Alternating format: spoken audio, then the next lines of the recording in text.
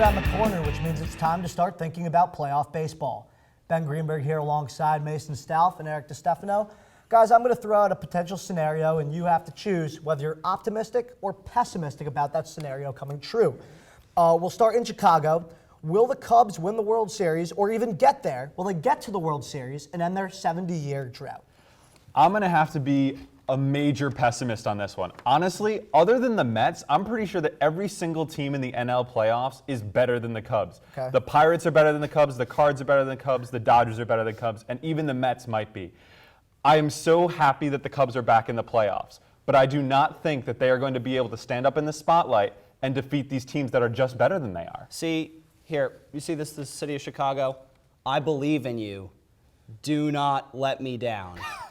They're going to let you down. No, I actually think I have confidence in the Cubs this year. Their offense and pitching staff, their position players are top 5 in positional WAR, and their pitching staff is top 5 in positional WAR. We know that the Cubs are a top 5 team. They just play in a division that is so good with the Cardinals and the Pirates. But they can't beat that division. If they're not the top of that division, why are they going to beat them in the playoffs? I'll tell you why. They have Lester and Arrieta, both pitchers have Ks per 9 above 9, and they barely walk anyone. They have a pitching staff that gets a lot of ground balls, and they have a great infield defense. And their lineup have very little holes. And Starlin Castro is starting to play a lot better. All right, I'm going to step in here and say that I'll give you the point on that one, Eric, because I agree. Just because you don't beat someone in the regular season doesn't mean you won't beat them in the playoffs. Teams that are built for the postseason win games in the postseason. That's right. Cubs are built for it. All right, let's go now to Houston.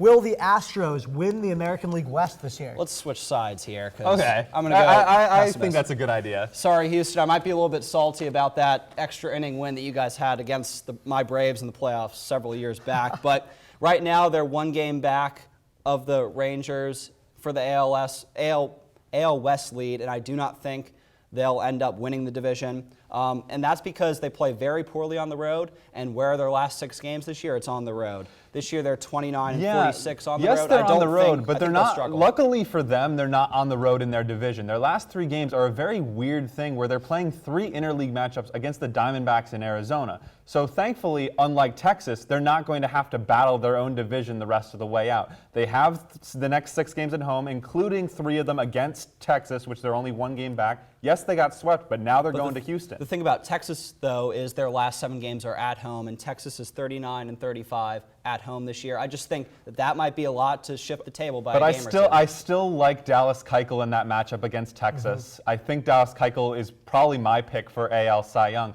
I really think that Houston can pull this off. I think that those last 3 games against an Arizona team that can't fight for anything, they're going to win those. And he's a great pitcher, but he only pitches 1 every 5 days. I mean, the Rangers have a guy like that in Cole Hamels that they can rely on. You know, Mason, I'm going to give you the optimistic pick there because I think Houston, there's some magic in Houston this year. I think this is their year. You gave it to Chicago, give it to Houston too. Fair. All right. Well, let's stay in the AL West, but no longer the division. We're talking wild card here.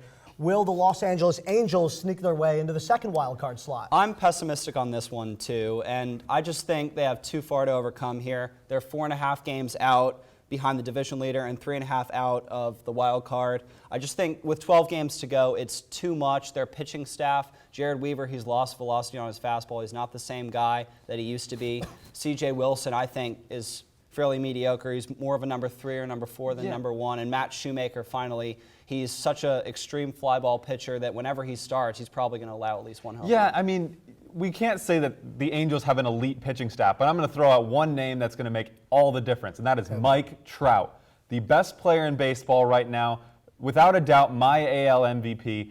I just think that when it comes down to it, they still have games against Seattle and Oakland, who are absolutely terrible. But you still got to prevent those teams from scoring runs, and the Angels have a hard time doing that, and I just don't think they'll make the wild card. Frankly, I'm with you on this one, Eric. I think it's too tall of an order for the Angels.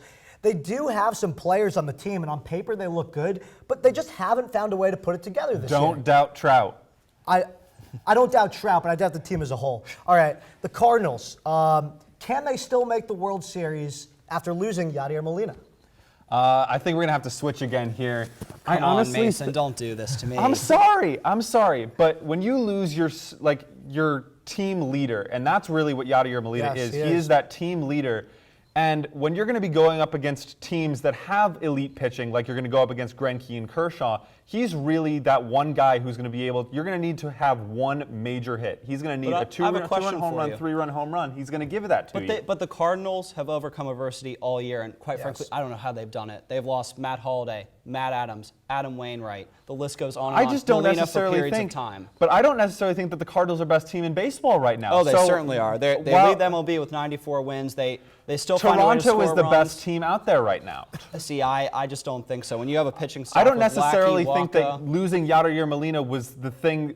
Just using Yadier Molina alone made them not the World Series favorites. I don't think that they're the World Series favorites anyway, with him or without him. Toronto is a better team. For me, it's just that offense is pretty stacked. You've got a lot of guys who do a really good job on getting on base. Listen. Bautista and Price, come on. No, please. Toronto is not the best team in baseball. Oh, come on. Stefano, the point. Yep. Are you kidding me?